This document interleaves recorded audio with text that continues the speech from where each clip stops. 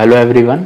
आज हम नया यूनिट पढ़ने जा रहे हैं और नया यूनिट है हमारा कार्डियोवैस्कुलर सिस्टम। ठीक, तो इसमें एक एक करके टॉपिक देखेंगे जो है। पहले उसकी फिजियोलॉजी समझेंगे, फिर उसके ड्रग समझाए जाएंगे। तो आज जो हम शुरू करने जा रहे हैं वो है तुम्हारा CHF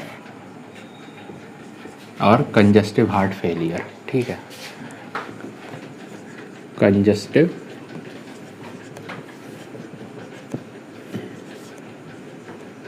हार्ट फेलियर। ठीक, मतलब हार्ट फेल हो गया, मतलब हार्ट काम नहीं कर पा रहा ढंग से। ठीक है ना, हार्ट काम नहीं कर पा रहा है, यानी कि हार्ट का काम क्या होता है नॉर्मली, जैसे अगर ये हार्ट है ऐसे होता है ना, इसमें दो हो जाते हैं तुम्हारे एट्रियम, दो वेंट्रिकल। हार्ट का काम क्या होता है? ब्लड को पंप करना।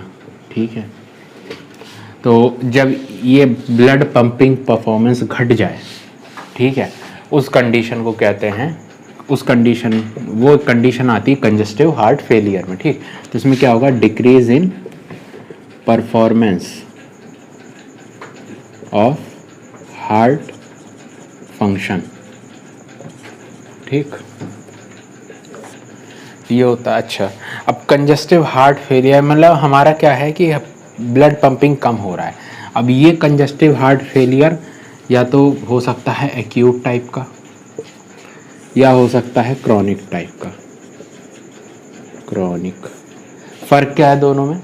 देखो, एक्यूट मतलब अचानक हुआ है, कुछ ऐसा इंसिडेंस हुआ है, कोई ऐसी चीज़ हुई है जिसकी वजह से अचानक हार्ट फेलियर हो गया है। लेकिन जो क्रॉनिक है, क्रॉनिक में क्या होगा कि क्रॉनिक में over the interval of time, मतलब कुछ समय, मतलब साल, 10 साल, 5 साल, 10 साल में धीरे धीरे हार्ट फेलियर की तरफ कंडीशन जाती है। यानी यहाँ पे टाइम लग रहा है ज़्यादा, और यहाँ पे कोई एक इंसिडेंस हुआ जिसकी वजह से हार्ट फेलियर की कंडीशन आ गई। यानी एक्यूट मतलब फास्टली अकरिंग और क्रोनिक मतलब slowly occurring over the interval of time. ठीक, ये फ़र्क होता है। अब दूसरा, अगर हम उस मैकेनिज्म पे देखें या फिजियोलॉजी पे देखें क्या क्या फ़र्क पड़ता है, तो उसको समझो।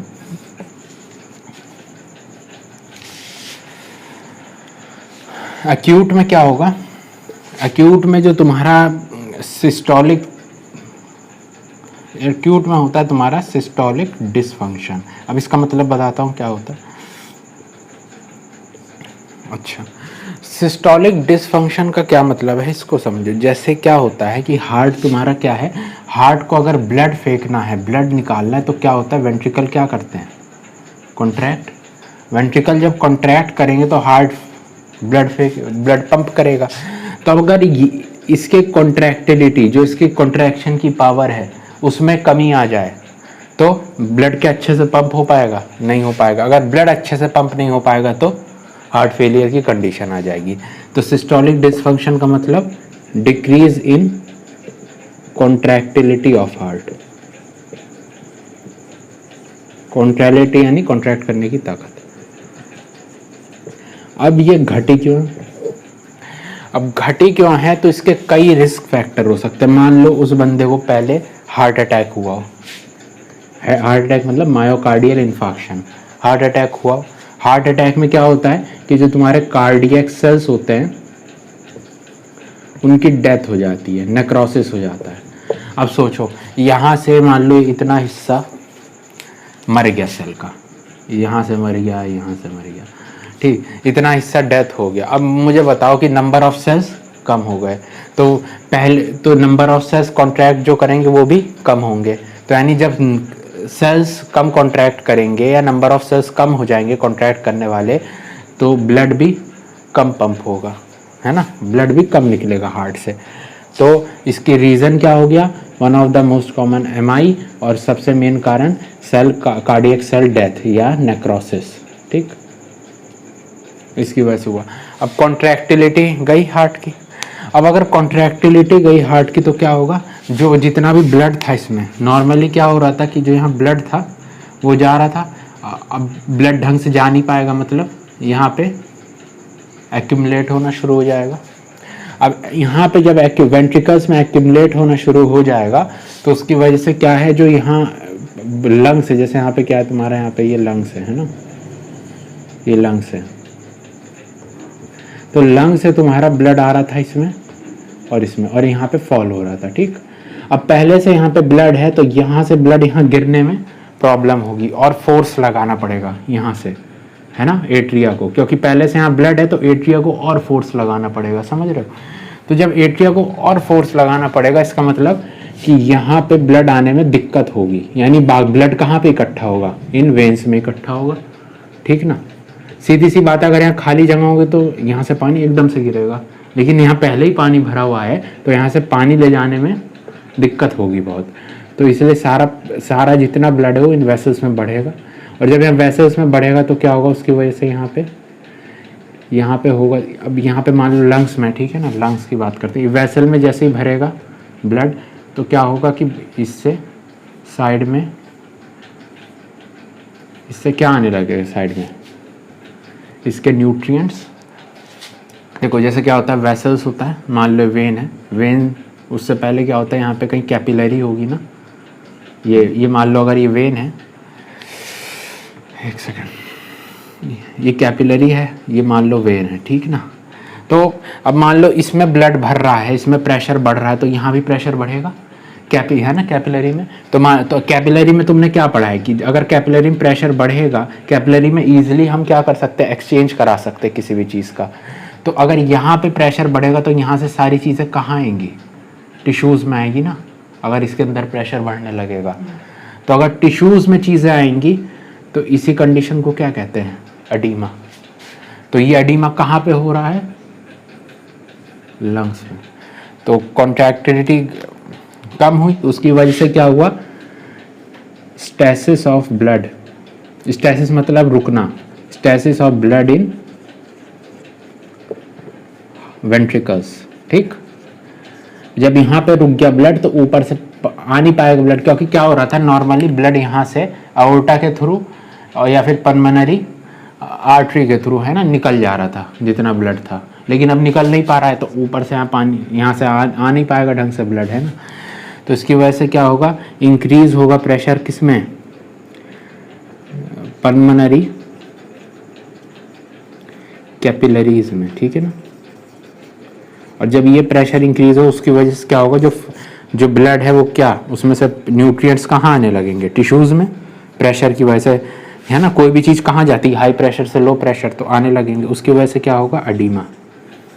एडीमा कहाँ पे हो रहा है, लंग्स में, तो उस एडीमा को क्या कहेंगे, पल्मोनरी एडीमा, ठीक है। ये हो जाती है तुम्हारी basic mechanism acute type of congestive heart failure की, ठीक। मेन कारण क्या है, ये सिस्टोलिक डिसफंक्शन, ठीक। और सिस्टोलिक डिसफंक्शन सडन हुआ है, क्यों, हार्ट अटैक में अचानक से कुछ सेल की डेथ हो गई है, ठीक। ये हिस्सा समझ में आया तुमको, ये ब्लड प्रेशर वाला है, यहाँ पे क्लियर है, ठीक। अच्छा, ये मैं शॉर्ट में भी बता दे रहा हूँ, फिर इसको ना थोड़ा, ये जैसे कॉन्ट्रैक्टिलिटी कैसे मेंटेन होती है इसको मैं इसके बाद बता दूंगा, ठीक ना। तो एक्यूट हो गया। अब क्रॉनिक की बात करते हैं। क्रॉनिक को क्या बताया था, क्रॉनिक कैसा कंजस्टिव हार्ट फेलियर होता है, जो टाइम इंटरवल के साथ साथ डेवलप हो रहा है, मतलब 5 साल 10 साल के गैप पे। तो अब ऐसे में क्या है कि इसमें वजह क्या होती है क्रॉनिक कंजस्टिव हार्ट फेलियर होने की, वो है डायस्टोलिक डिसफंक्शन। डायस्टोलिक डिसफंक्शन मतलब, इसका ये मतलब है कि जो तुम्हारा, अच्छा तुम्हें ये पता है प्री लोड क्या होता है, आफ्टर लोड क्या होता है। देखो नॉर्मली क्या होता है, ऐसे ये हार्ट है ना तुम्हारा, ये जैसे ऐसे हार्ट है,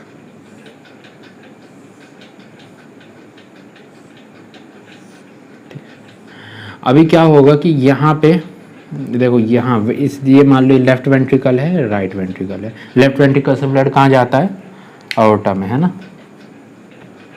और यहाँ से यहाँ पे इसमें आ रहा है ब्लड ऊपर पल्मोनरी वेन से, है ना, लेफ्ट एट्रियम में, ठीक।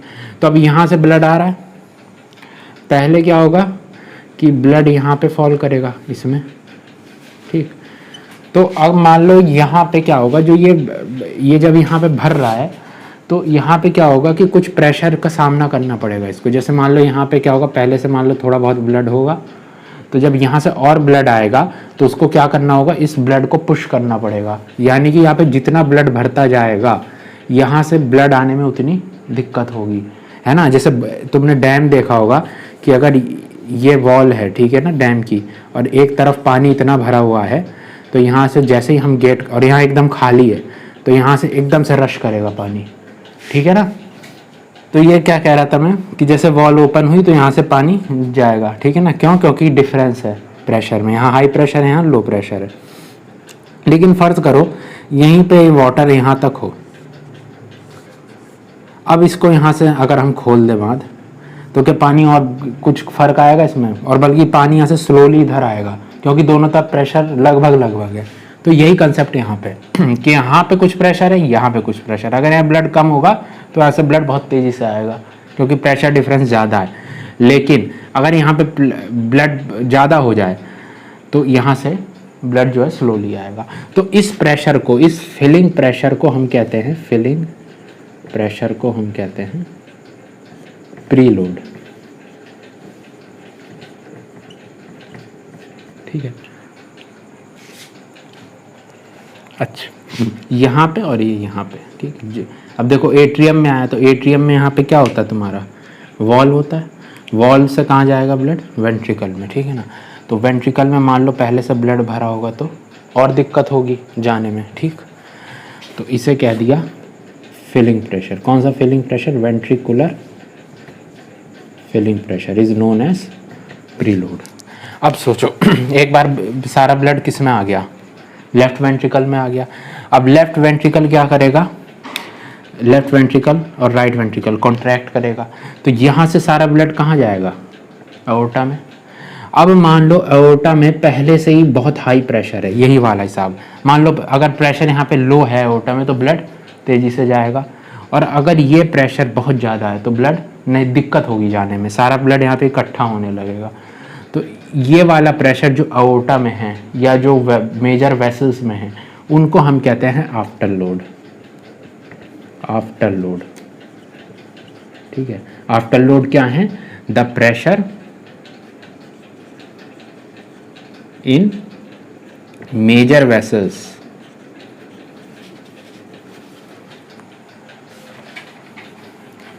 Against which heart pumps the blood, है ना। Against which heart pump the blood, ठीक। तो प्रीलोड क्लियर हुआ, ठीक है। प्रीलोड क्या है ना, कि प्रीलोड है यहाँ पे जो ब्लड है उस, यहाँ पे प्रेशर है, यहाँ प्रेशर है, इन दोनों के जो ये फिलिंग प्रेशर है इस ब्लड का उसको कह दिया प्रीलोड। और जो वेंट्रिकल कॉन्ट्रैक्ट कर रहा है जिसकी वजह से क्या होगा, ब्लड एओर्टा में जाएगा, तो जो एओर्टा में प्रेशर उसको कह दिया आफ्टर लोड। अब खुद दिमाग लगाओ, अगर आफ्टर लोड ज़्यादा हो जाएगा तो यहाँ से ब्लड जा पाएगा? अगर ये आफ्टर लोड ब्लड वेसल में प्रेशर ज़्यादा हो गया, नहीं जा पाएगा। और जब नहीं जा पाएगा तो सारा कहाँ कलेक्ट होगा? यहाँ पे कलेक्ट होगा। अब यहाँ पे कलेक्ट होगा तो इसका मतलब क्या है कि यहाँ से, अब यहाँ पे सारा ब्लड का, तो यहाँ से भी आने में दिक्कत होगी, यानी उसकी वजह से क्या होगा, प्रीलोड भी बढ़ जाएगा। प्रीलोड कौन सा प्रेशर था? यहाँ पे फिल भरने का प्रेशर, है ना। तो अगर अब देखो हार्ट पहले से यहाँ पे हाई प्रेशर, तो हार्ट क्या करेगा, और ताकत लगाएगा भरने के लिए, है ना। तो प्रीलोड आफ्टर लोड, ठीक है। अच्छा सोचो, जब ये पंप ही नहीं कर पा रहा है हाई आफ्टर लोड प्रेशर की वजह से, तो इसका मतलब क्या है, यहाँ पे ब्लड एओर्टा में कम जाएगा।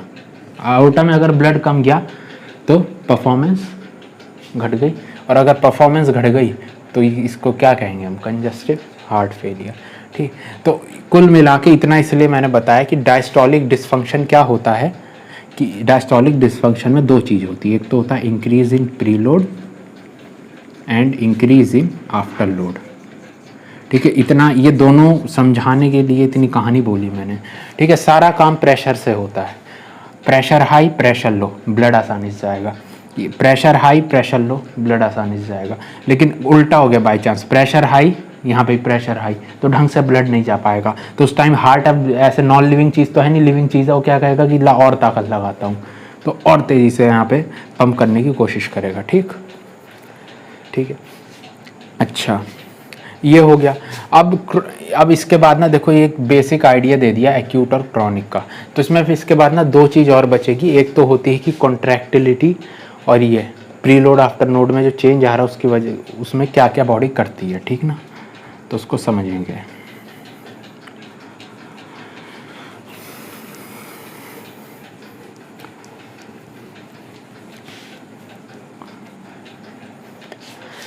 देखो अभी क्या हो रहा था क्रॉनिक में, मान लो जैसे, तो कार्डियक आउटपुट पता है सबको, कार्डियक आउटपुट में कोई प्रॉब्लम नहीं है। तो देखो क्या हुआ कि जैसे कार्डियक आउटपुट घट गया है ना, मतलब ब्लड एओर्टा में या मेजर वेसल्स में कम जा रहा है। तो अब जैसे ही कार्डियक आउटपुट कम हुआ, या तो देखो हार्ट यहाँ पे गले में तुम्हारे जो वो होती है, क्या नाम, कैरोटिड आर्टरी, ऐसे होती है कैरोटिड आर्टरी, वहाँ पे होता है तुम्हारा कैरोटिड साइनस।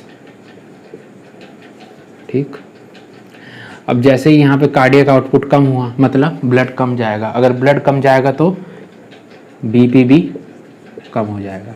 तो जैसे ही कैरोटिड साइनस कम बीपी को सेंस करेगा, ये क्या करेगा, स्टिमुलेट करेगा सिंपैथेटिक रिस्पांस को। सिंपैथेटिक रिस्पांस क्लियर है सबको क्या होता है?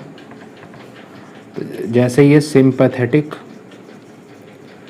रिस्पांस को इनिशिएट करेगा, और सिंपैथेटिक रिस्पांस क्या करेगा वो एक दो काम करेगा। पहला क्या करेगा, हार्ट रेट को क्या कर देगा, इंक्रीज कर देगा। कॉन्ट्रैक्टिलिटी को क्या कर देगा, इंक्रीज कर देगा।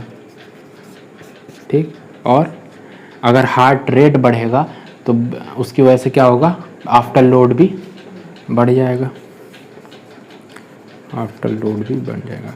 ठीक, एक तो तरीका ये है हार्ट फेलियर में कार्डियक आउटपुट को मेंटेन करने का। दूसरा तरीका ये है कि जैसे भी कार्डियक आउटपुट कम हुआ, तो पहला तो मैंने कहाँ बताया, कैरोटिड साइनस पे ये पूरा प्रोसीजर हो रहा है।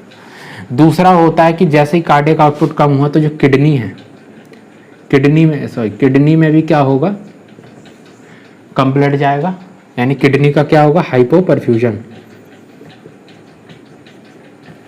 जैसे किडनी में कम ब्लड जाएगा तो उसकी वजह से क्या होगा, उसकी वजह से किडनी किसको एक्टिवेट करेगी, किस सिस्टम को, रास सिस्टम। पढ़ा है रास सिस्टम?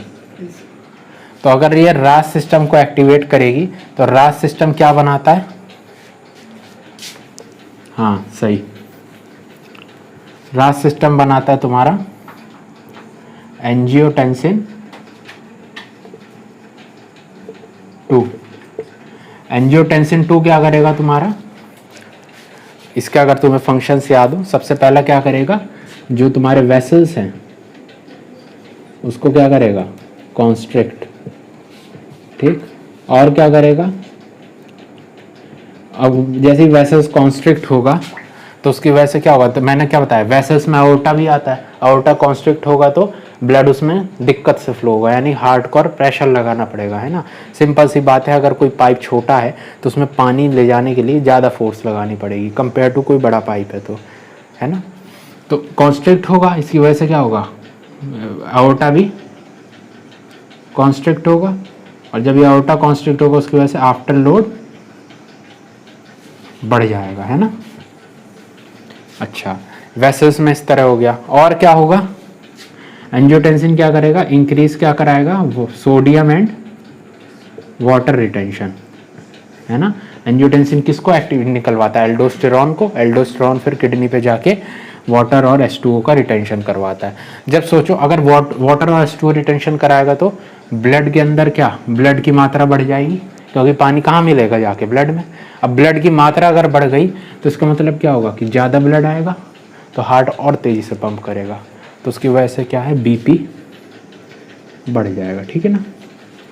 अच्छा, तीसरा, अच्छा ये सोचो जैसे जिम में तुमने देखा होगा कि जो बॉडी बिल्डर होते हैं इनिशियली जाते हैं तो कोई दिक्कत नहीं है, जैसे बॉडी बिल्डिंग करते करते उनके मसल्स बनने लगते हैं, यानी मसल्स की ग्रोथ होने लगती है। ठीक है ना।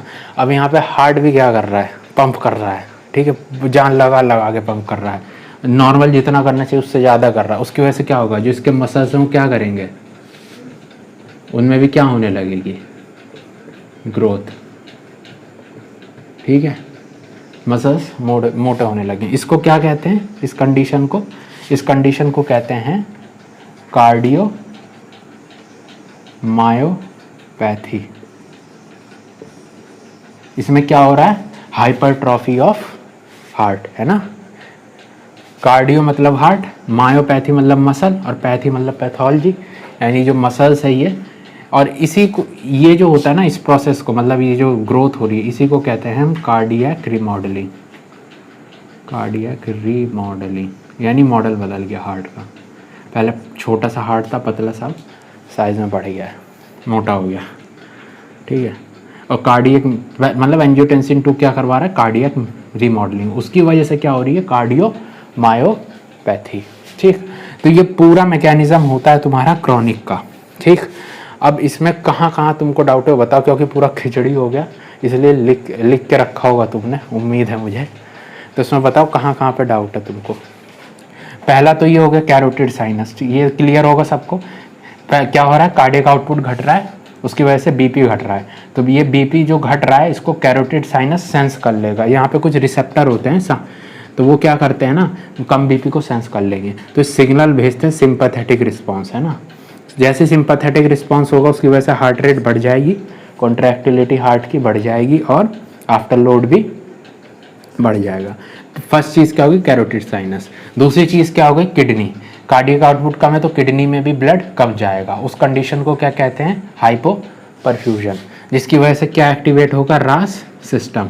रास सिस्टम क्या बनाएगा, एंजियोटेंसिन 2। एंजियोटेंसिन 2 क्या करेगा आगे, वेसल्स में क्या करेगा, कॉन्स्ट्रिक्शन।